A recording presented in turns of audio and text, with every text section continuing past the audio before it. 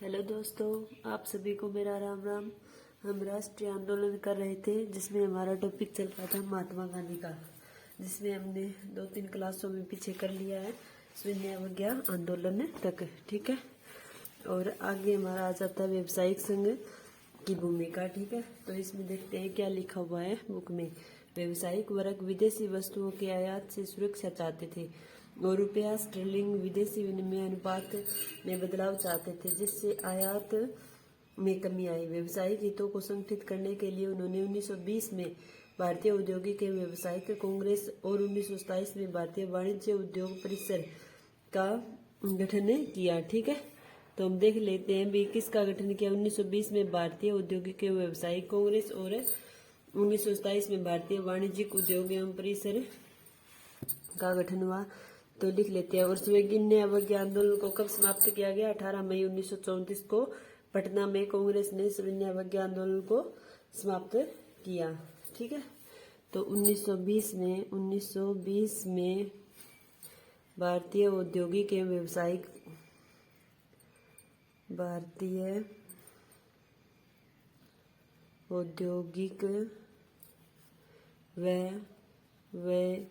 व्यावसायिक व्यावसायिक कांग्रेस यानी Indian industrial and commercial Congress की स्थापना। ठीक है, इंग्लिश में क्या कहते हैं इसे? इंडियन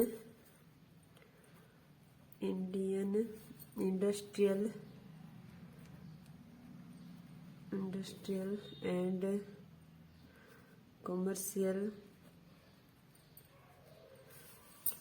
कमर्शियल कांग्रेस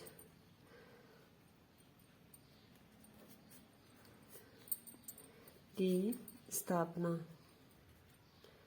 ठीक है, आगे दिया 1927 में भारतीय वाणिज्य एवं उद्योग परिषद। 1927 में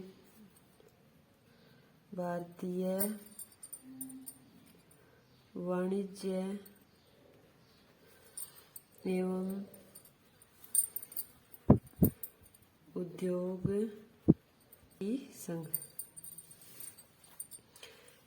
परिसंघ, इसे कहते हैं फेडरेशन ऑफ इंडियन चैम्बर। इसे क्या कहते हैं? Federation of Indian chamber of commerce.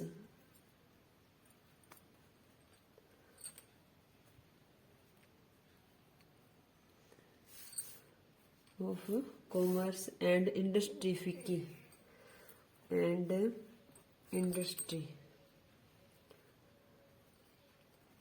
ठीक है, इसे क्या कहते हैं? फिक्की बोलते हैं। ठीक है, फिक्की यानी F federation FAE chamber CKE। ठीक है, फिक्की हो गया। ठीक है, बोलते हैं। ठीक है, आगे दिया हुआ है पुरुषोत्तम ठाकुरदास और GD बिड़ला जैसे जाने माने उद्योगपतियों के नेतृत्व में उद्योगपतियों ने भारतीय अर्थव्यवस्था पर औपनिवेशिक नियंत्रण का विरोध किया और पहले सिविल नाफरमानी आंदोलन का समर्थन किया। ठीक है, नाफरमानी आंदोलन का समर्थन किया। उन्होंने आंदोलन में आर्थिक सहायता दी और आयातित वस्तुओं को खरीदने या बेचने से इनकार कर दिया। ज्यादातर व्यवसायी स्वराज्य को इस युग के रूप में देखते थे जहां कारोबार पर औपनिवेशिक पाबंदियां नहीं होगी और व्यापार व उद्योग निर्बाध ढंग से फल फूल सके। गोलमेज सम्मेलन की विफलता के बाद व्यवसायिक संगठनों का उत्साह भी मंद पड़ गया। आगे दिया है श्रमिक वर्ग की भूमिका।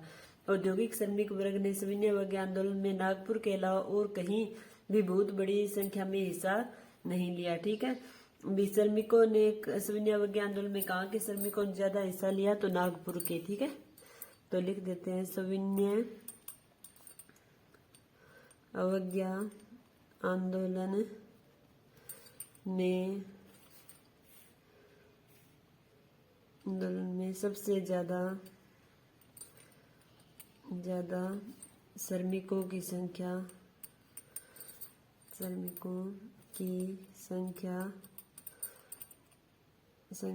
नागपुर से थी। ठीक है, वे सबसे ज्यादा श्रमिक कहाँ से थे? नागपुर से थे। मजदूर कांग्रेस से छिटकने लगे रहे थे। ठीक है, जैसे जैसे उद्योगपति कांग्रेस के नजदीक आ रहे थे, मजदूर कांग्रेस से चिटकने लगे थे। 1930 में रेलवे कारागरों और 1932 में गोदी कारागरों की हड़ताल। 1930 में छोटा नागपुर की टीन डब्बा ने के हजारों मजदूरों ने गांधी टोपी पहनकर रैलियों का बहिष्कार किया। फिर भी कांग्रेस अपने कार्यक्रम में मजदूरों की मांगों को सहमत करने से हिचकिचा रही थी। कांग्रेस को लगता था कि उससे उद्योगपति आंदोलन से दूर चले जाएंगे और साम्राज्यवाद विरोधी ताकतों में फूट पड़ेगी। महिलाओं की भूमिका। सिविल नाफरमानी आंदोलन में औरतों ने बड़े पैमाने पर हिस्सा लिया।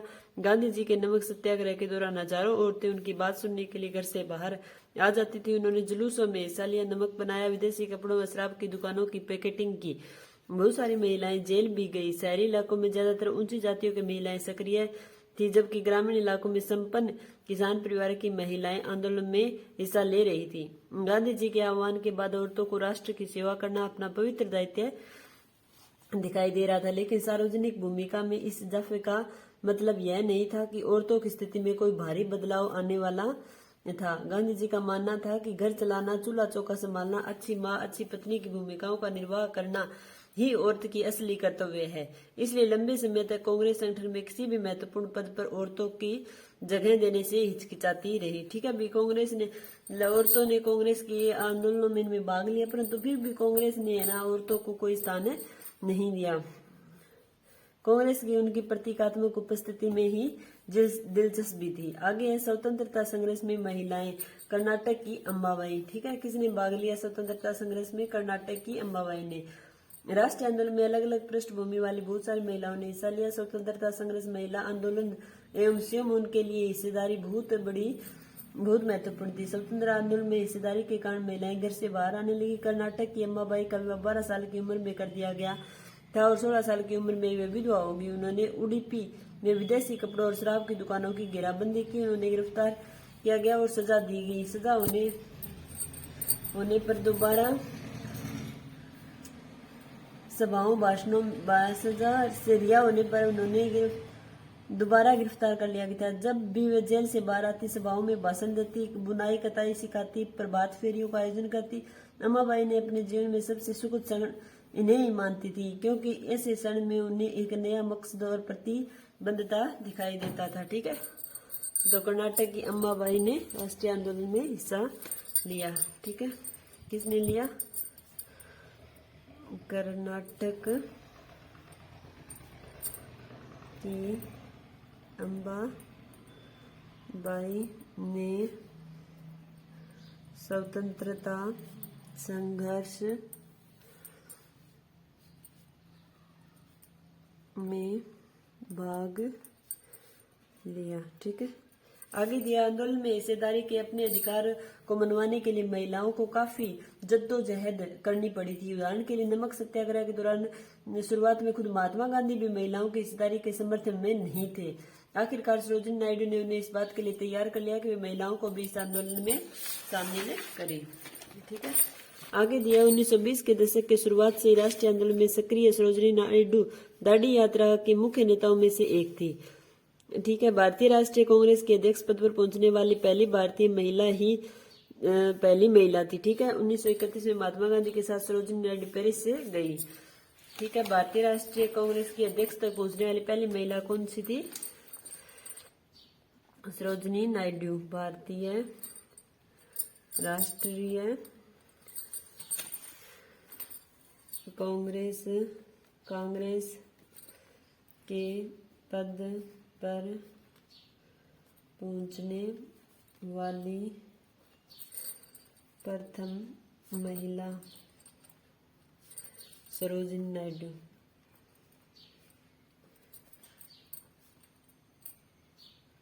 ठीक है, प्रथम महिला कौन सी? सरोजिनी नायडू।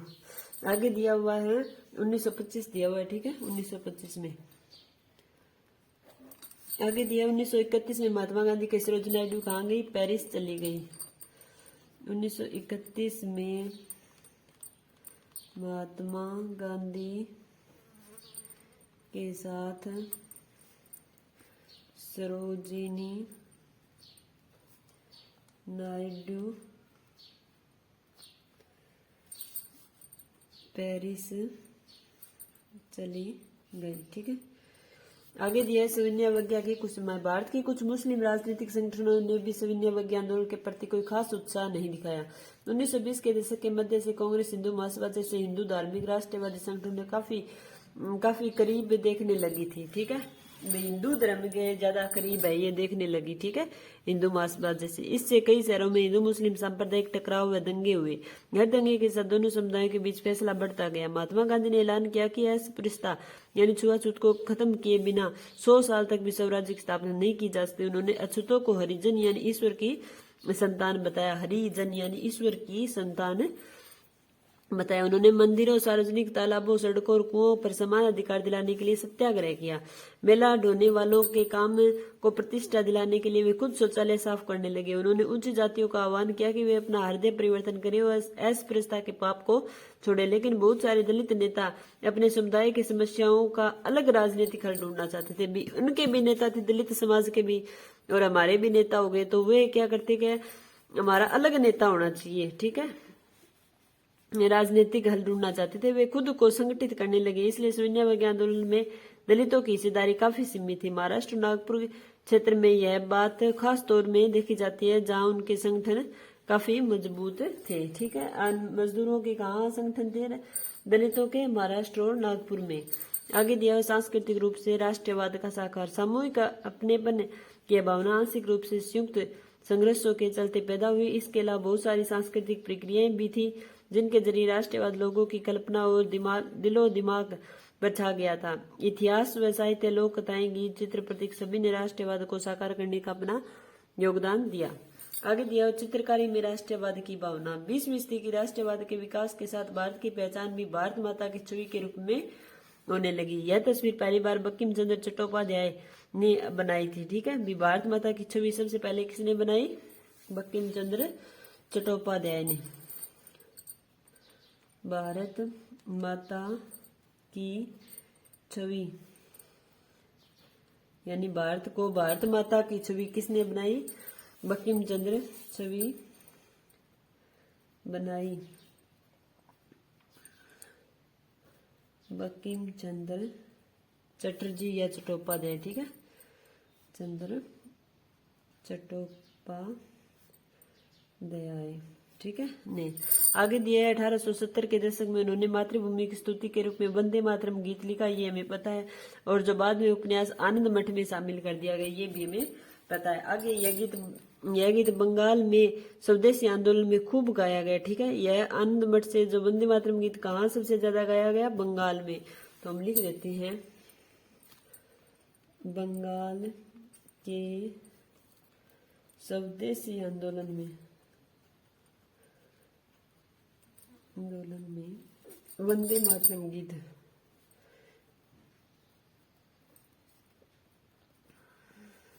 खूब गाया गया। ठीक है, आगे दिया है अरविंद्र स्वदेशी आंदोलन की प्रेरणा से अब अरविंद्रनाथ टैगोर ने भारत माता की विख्यात छवि को चित्रित किया। ठीक है, बंकिम चंद्र चटर्जी ने भी किया और किसने किया? अरविंद्रनाथ टैगोर ने भी भारत माता की छवि को चित्रित किया। तो चित्रित किसने किया? इसने तो रूप दिया, छवि, भारत माता की छवि बनाई। ठीक है, छवि बनाई, जबकि चित्रित किसने किया? भारत माता की छवि को चित्रित भारत माता की छवि को चित्रित यानी चित्र के रूप में किसने बनाया? भी ये तो सभी सोची थी भी कि भारत को भारत माता के नाम से छवि दे दी भी, ये हमारा भारत है वो भारत माता के रूप में है। जबकि भारत माता की छवि जो चित्र हम देखते हैं वो चित्र किसने बनाया? तो वो बनाया अबिंद्रनाथ टैगोर ने। अबिंद्रनाथ टैगोर ने। ठीक है, नाथ टैगोर ने। आगे इस पेंटिंग में भारत माता को एक सन्यासिनी के रूप में दर्शाया गया है। किस रूप में? इस चित्र में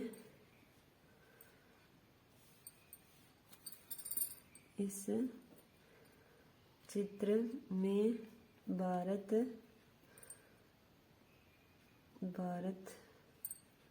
माता को सन्यासिनी के रूप में दिखाया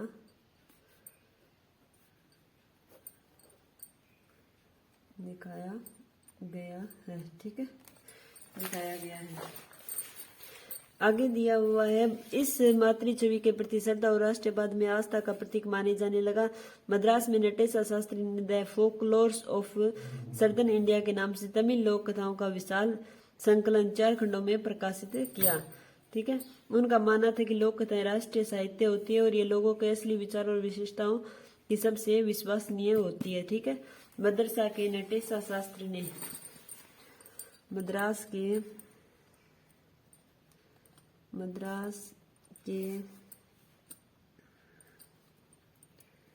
नटेशा शास्त्री ने the folklores of southern India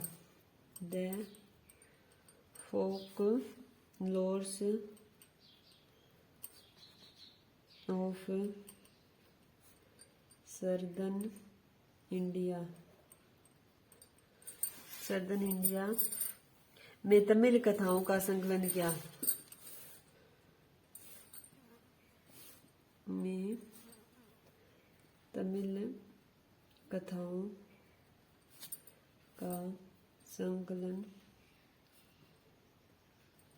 ठीक है, क्या संकलन किया। आगे दिया चिन्ह एवं प्रतीकों का प्रयोग। जैसे जैसे राष्ट्रीय आंदोलन आगे बढ़ा, राष्ट्रवादी नेता एकजुट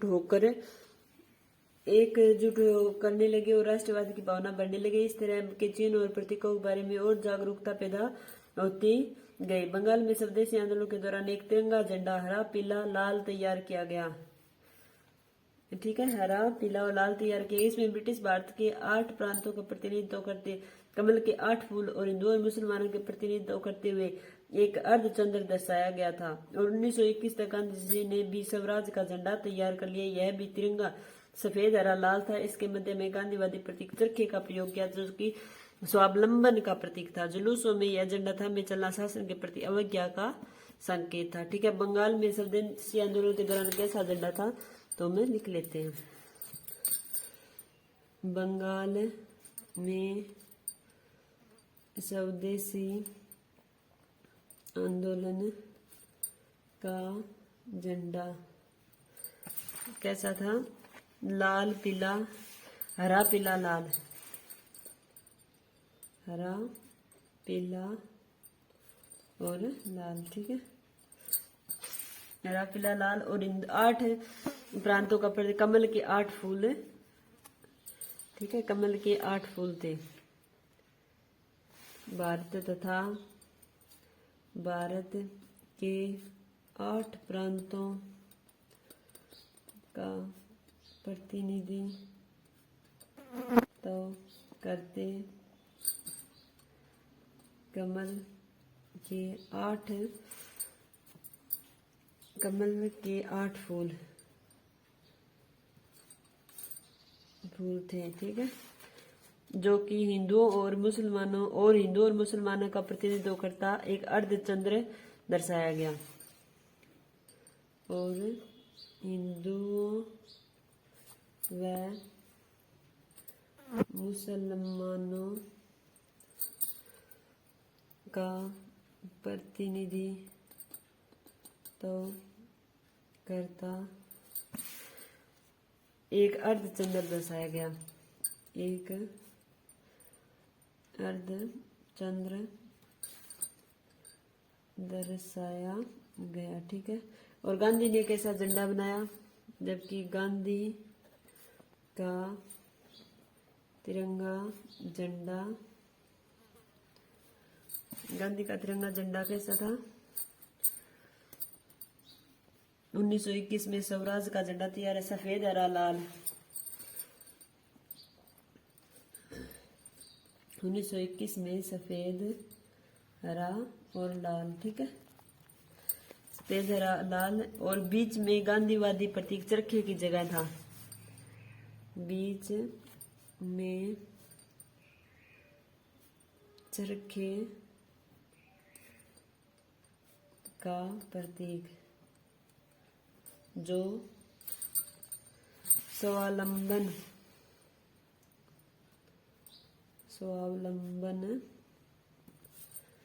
का प्रतीक था। ठीक है, स्वावलंबन का प्रतीक था। आगे दिया हुआ है इतिहास की पुनर्व्याख्या। इतिहास की पुनर्व्याख्या राष्ट्रवाद की भावना पैदा करने का एक और साधन थी। 19वीं सदी के अंत तक आते आते बहुत सारे भारतीय महसूस करने लगे कि राष्ट्र के प्रति गर्व का भाव जगाने के लिए भारतीय इतिहास को अलग ढंग से पढ़ाया जाना चाहिए। अंग्रेजों की नजर में भारतीय पिछड़े हुए और आदिम लोग थे जो अपना शासन खुद नहीं संभाल सकते थे। इसके जवाब में भारत के लोग अपनी महान उपलब्धियों की खोज में अतीत की ओर देखने लगे। उन्होंने उस गौरव में प्राचीन युग के बारे में लिखना शुरू कर दिया जब कला और वास्तुशिल्प, विज्ञान, गणित, धर्म, संस्कृति, कानून और दर्शन, हस्तकला और व्यापार फल फूल रहे थे। इस राष्ट्रवादी इतिहास में पाठकों को अतीत में भारत की महानता और उपलब्धियों पर गर्व करने और ब्रिटिश शासन की तहत दुर्दशा से मुक्ति दिलाने के लिए संघर्ष का मार्ग अपनाने का आह्वान किया था। अब तक की बाकी दुनिया में लोगों में भी जिज्ञासा जाग चुकी थी, आखिर हिंदुस्तान में हो क्या रहा है। दुनिया के कई फिल्मकार, पत्रकार भारत आए। उन सब से दुनिया को बताया कि हिंदुस्तान में किस तरह से सरकार लोगों पर ज्यादती कर रही है। अब दुनिया भर के लोगों को आभास हुआ कि वास्तव में हिंदुस्तानी की लड़ाई तो इस बात की है कि अंग्रेज भारत छोड़ दे। डॉक्टर अंबेडकर ने 1930 में दलितों को दलित वर्ग एसोसिएशन में संगठित किया। ठीक है, ये पॉइंट लिख देते हैं। डॉक्टर अंबेडकर ने 1930 में दलितों को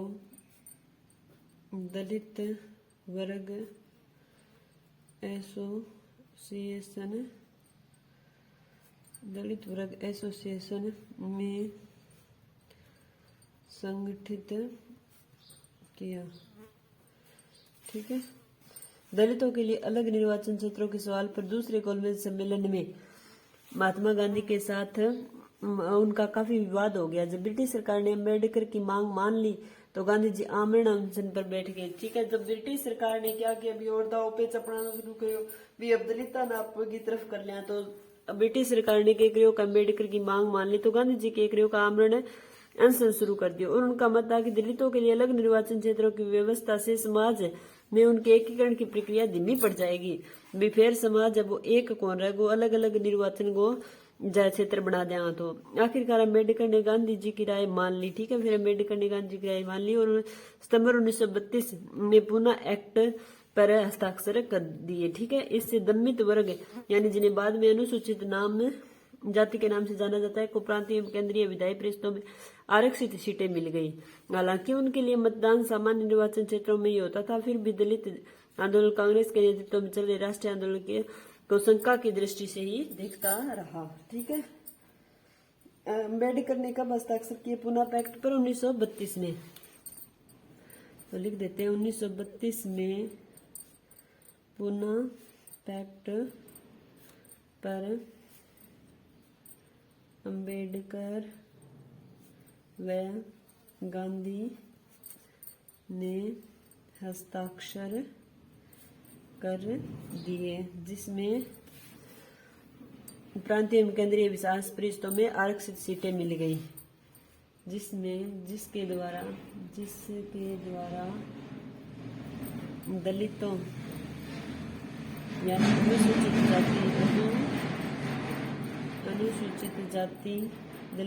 अनुसूचित जाति को प्रांतीय एवं केंद्रीय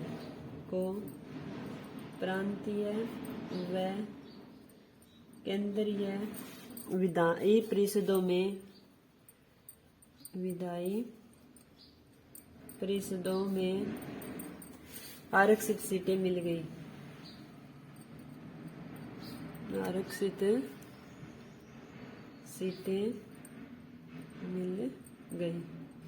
ठीक है, आरक्षित सीटें मिल गई। आगे दिया हुआ है गोलमेज सम्मेलन। साइमन कमीशन की रिपोर्ट में भारत की संवैधानिक समस्याओं पर विचार विमर्श करने के लंदन में भारत की विभिन्न राजनीतिक दल प्रतिनिधित्व सम्मेलन बनाया गया। लंदन में 3 गोलमेज सम्मेलन, ये हमें सभी को पता है। प्रथम गोलमेज सम्मेलन हम लिखते हैं 1930 लिखा था नवंबर, तो 12 नवंबर 1930 लंदन में। एक बार और लिख लेते हैं ताकि हमें बार बार याद हो जाए। ठीक है, प्रथम गोलमेज सम्मेलन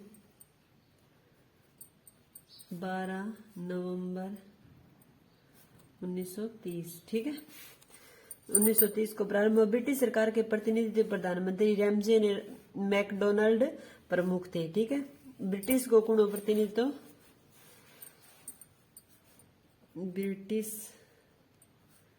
की और से प्रतिनिधि PM Ramsay MacDonald, PM Ramsay MacDonald. ठीक है, रैमजे मैकडोनाल्ड। आगे है भारत के प्रतिनिधि के रूप में तेज बहादुर सरपू, एम.आर. जैकर, चिंतामणि व मोहम्मद अली जिन्ना थे। ठीक है, ये हो गए ब्रिटिश की ओर से। और भारत की ओर से कौन थे, भारत की ओर से तेज बहादुर सरपू, एम.आर. जैकर, एम.आर. जैकर। ठीक है, ये एम.आर. जैकर वही था जो हमने पिछली क्लास में पढ़ती है, जिसने अम्बेडकर द्वारा आरक्षित निर्वाचन की मांग की थी तो उसकी खुलकर आलोचना की थी। ठीक है, स्टेटमेंट इनका हमने लिखा था। सी.वी. चिंतामणि, C.Y.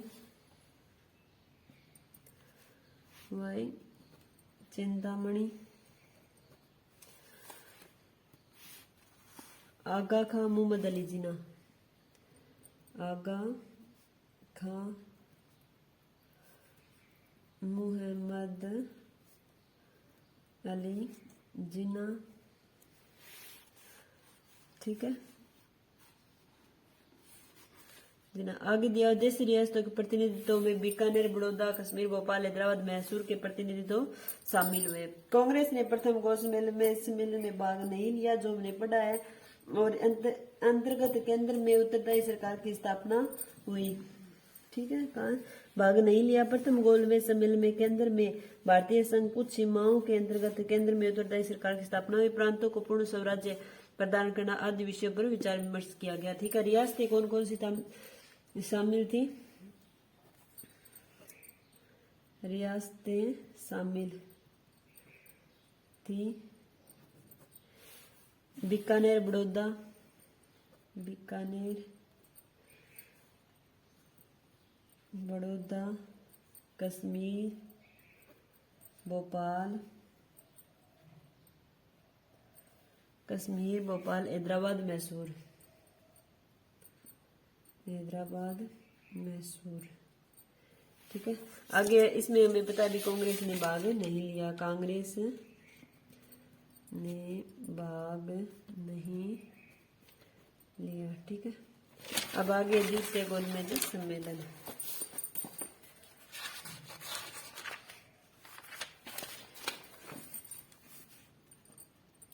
द्वितीय गोलमेज सम्मेलन।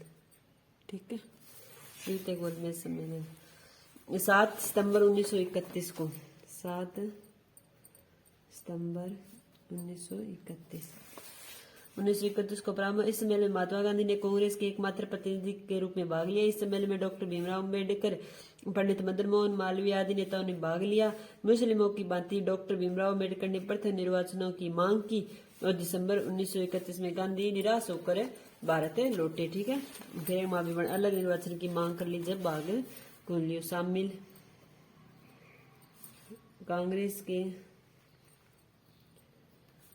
तो गांधी हो गया, कांग्रेस के गांधी व भीमराव अम्बेडकर,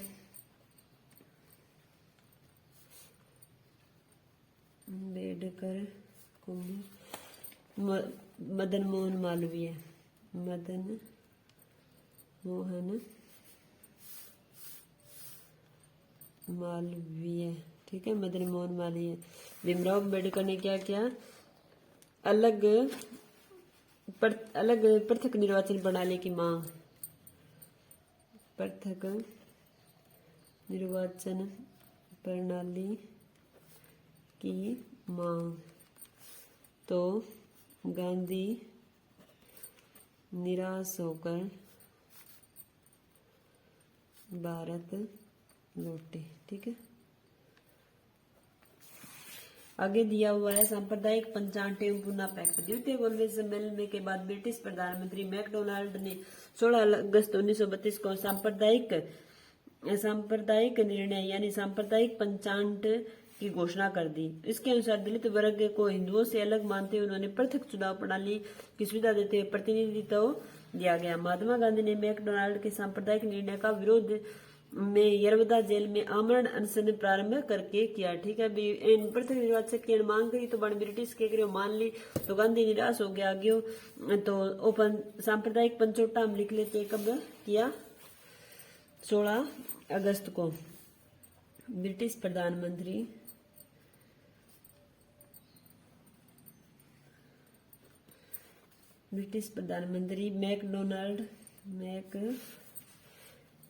मैकडोनाल्ड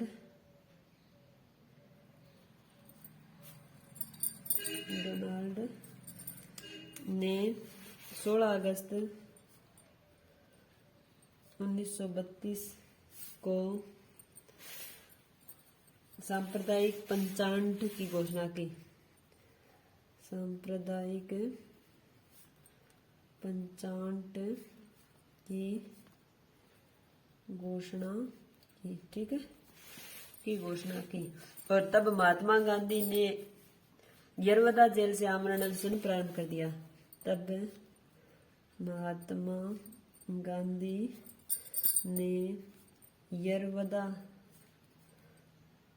जेल से आमरण अनशन शुरू कर दिया। ठीक है, अनशन शुरू कर दिया। आगे दिया हुआ है मदन मोहन मालवीय, राजेंद्र प्रसाद सिंह, राजगोपालाचारी आदि नेता अम्बेडकर से पूना में मिले। इसके प्रयासों से 26 सितंबर 1932 को महात्मा गांधी भीमराव अम्बेडकर ने एक समझौता हुआ जो पूना समझौता कहलाता है। ठीक है, और इस समझौते के अनुसार व्यवस्थायिक का स्वभाव में दलित वर्ग के प्रतिनिधियों के स्थान पर सामान्य हिंदुओं के स्थान ही सुरक्षित रखा गया। ठीक है, पूना समझौते में दलित वर्ग को ब्रिटिश सरकार द्वारा निर्धारित स्थान से अधिक प्रतिनिधित्व दिया गया। केंद्रीय विधानमंडल में 9 की जगह 18% और प्रांतियों में 71 की जगह 148 स्थान कर दिए। अलग निर्वाचन की मांग को हटा दिया गया और जबकि केंद्रीय विधानसभा में उन्हें सीटों में क्या कर दिया गया? पुनः समझौते के तहत 9 की जगह तो 18% कर दियो बांगो और 71 के स्थान पर प्रांतीय में 108 स्थान दे दियो। तो ये हम लिख लेते हैं, आमरण अनशन कर दिया। फिर सितंबर 1932 को, ठीक है, सितंबर 1932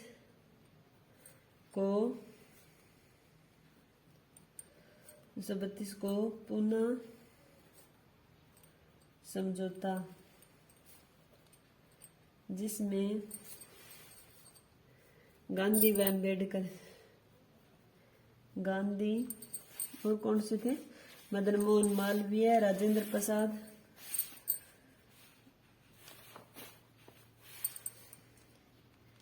मदन मोहन मालवीय, राजेंद्र प्रसाद, सी राजगोपालाचार्य,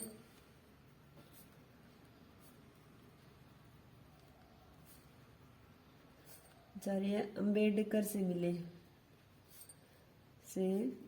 ठीक है, अम्बेडकर से मिले, जिसमें दलित वर्ग को ब्रिटिश सरकार से निर्धारित स्थान से अधिक, जिसमें दलित वर्ग को ब्रिटिश सरकार से अधिक केंद्रीय विधानमंडल में अधिक केंद्रीय विधानमंडल में 9 की जगह 18%, 9 की जगह 18% तथा प्रांतीय विधानमंडल में 71 स्थानों की जगह 148 स्थान दिए गए।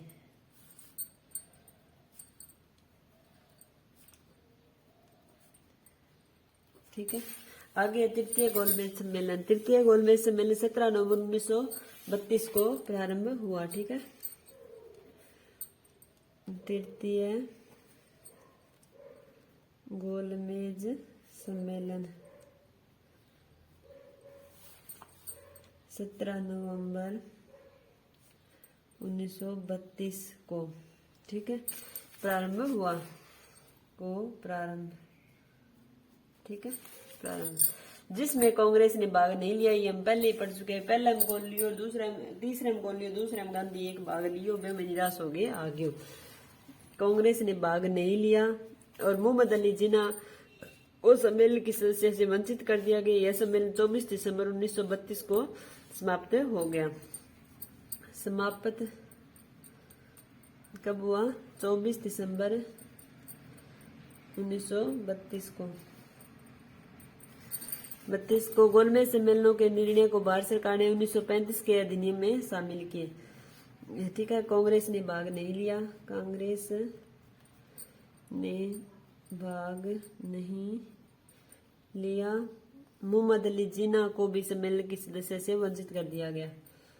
मोहम्मद अली जिन्ना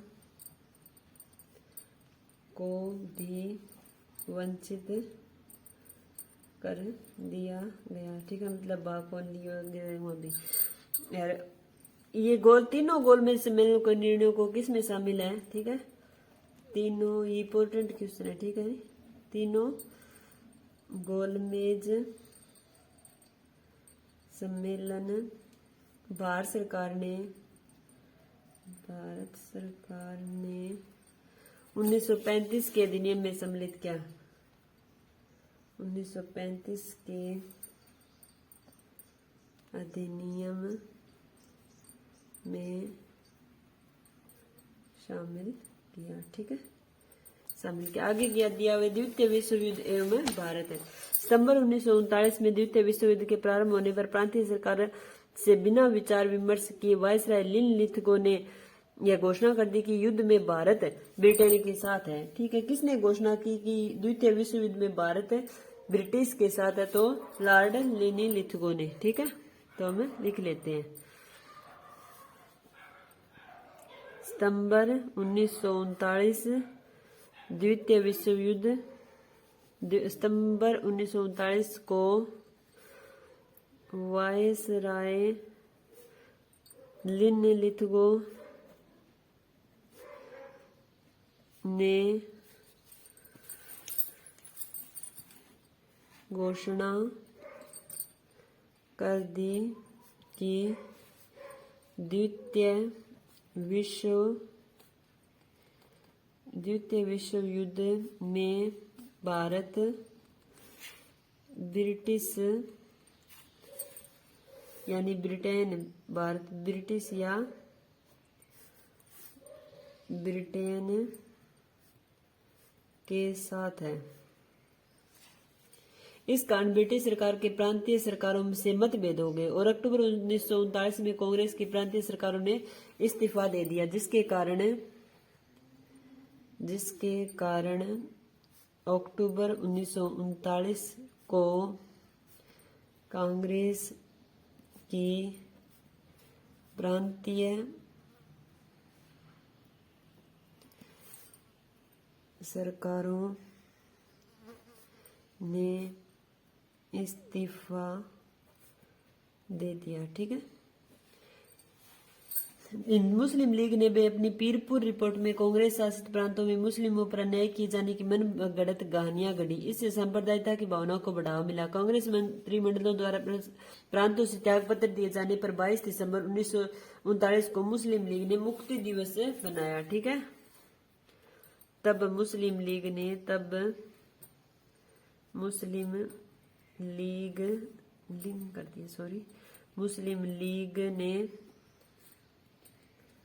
मुक्ति दिवस बनाया। कब? 22 दिसंबर को, 22 दिसंबर 1939 को। ठीक है, प्रांतों ने जब केंद्र कांग्रेस से प्रांतीय सरकारों ने इस्तीफा दे दिया तो ठीक है। आगे वायसराय लिनलिथगो ने 8 अगस्त 1940 को अगस्त तक प्रस्ताव रखा गया। अब अगस्त प्रस्ताव कब रखा है, किसने रखा, ठीक है। अगस्त प्रस्ताव 8 अगस्त 1940 वायसराय लिनलिथगो ने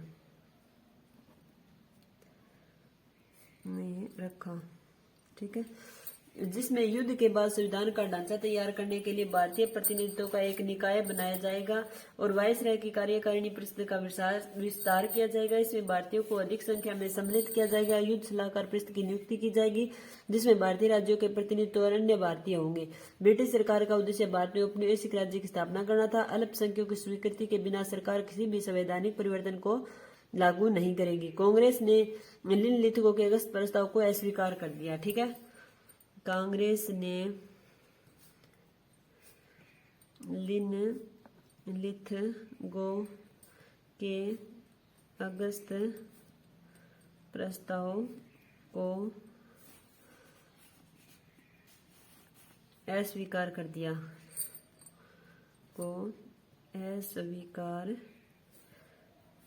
ठीक है। आगे दिया, इसके बाद गांधी ने अक्टूबर 1940 को व्यक्तिगत सत्याग्रह आंदोलन शुरू किया और 17 अक्टूबर 1940 में महाराष्ट्र में पवनार ने व्यक्तिगत सत्याग्रह प्रारंभ किया। विनोबा भावे पहले सत्याग्रह थे, ये में लिख लेते हैं, ठीक है। कांग्रेस ने इस अगस्त प्रस्ताव को अस्वीकार कर दिया, ठीक है।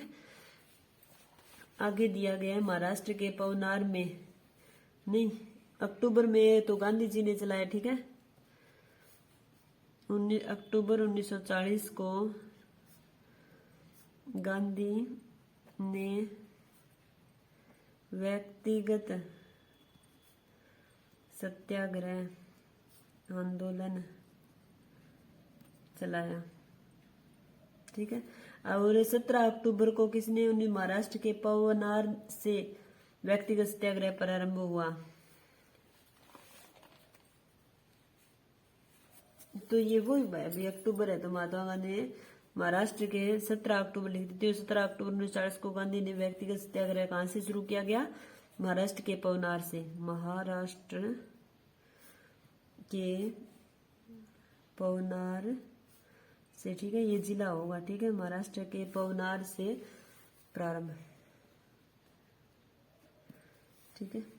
आगे विनोबा भावे पहले सत्याग्रही थे। विनोबा भावे पहले सत्याग्रही, ठीक है, सत्याग्रही बने। दूसरे सत्याग्रही जवाहरलाल नेहरू, दूसरे सत्याग्रही जवाहरलाल नेहरू, ठीक है। आगे दिया, धीरे धीरे सत्याग्रहियों की संख्या है वो हजारों में पहुंच गई। सरकार ने उन्हें जेल में डाल दिया। 1941 में द्वितीय विश्व युद्ध में अपनी स्थिति को खराब देखते हुए ब्रिटेन ने युद्ध में भारत का समर्थन प्राप्त करने के लिए सभी सत्याग्रहियों को रिहा कर दिया, ठीक है। तो इन्हें रिहा कब कर दिया, 1941 में द्वितीय विश्व युद्ध के दौरान इन सभी को रिहा कर दिया गया। 1941 में द्वितीय विश्व युद्ध के दौरान जेल में बंद सभी सत्याग्रहियों को रिहा कर दिया। आगे दिया हुआ है, जापान भारत की सीमाओं तक आ पहुंचा था। ब्रिटिश सरकार जापान के आक्रमण से भयभीत हो गई। ऐसे में भारतीयों से सहयोग प्राप्त करने के उद्देश्य से ब्रिटिश सरकार ने 23 मार्च 1942 में सर स्टेफोर्ड क्रिप्स के नेतृत्व में क्रिप्स मिशन भारत आया, ठीक है। जापान के आक्रमण के भय से ब्रिटिश सरकार ने जापान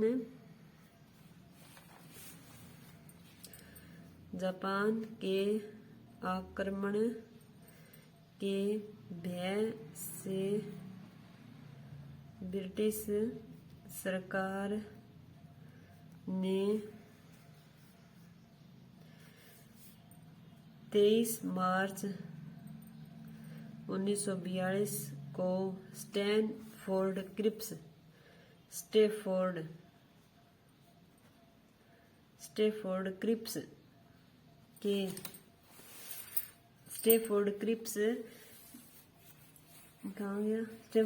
के नेतृत्व में क्रिप्स मिशन भारत के नेतृत्व में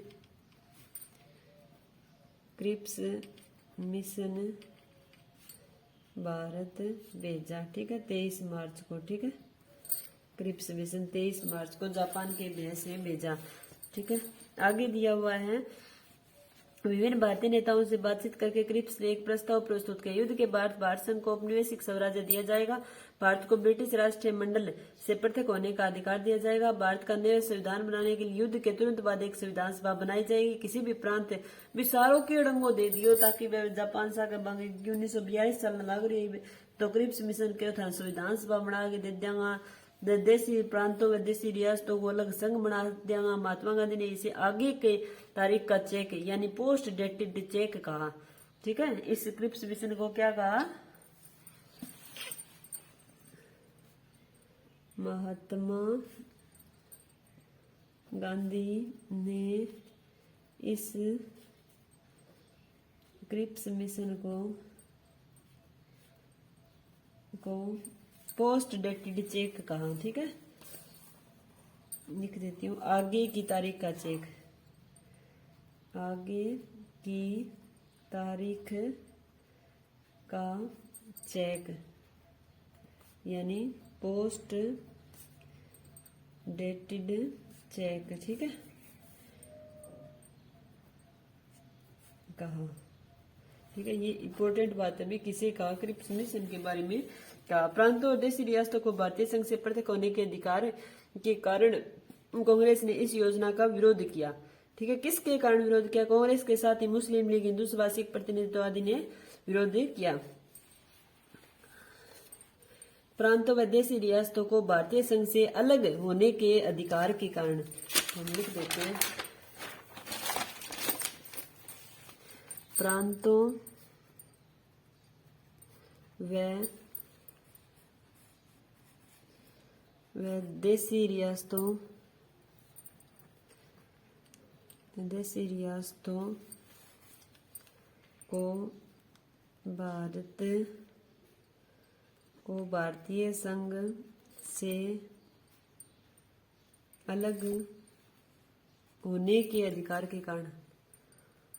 भारतीय संघ से अलग होने के अधिकार के कारण कांग्रेस ने इस योजना का विरोध किया। कांग्रेस ने इस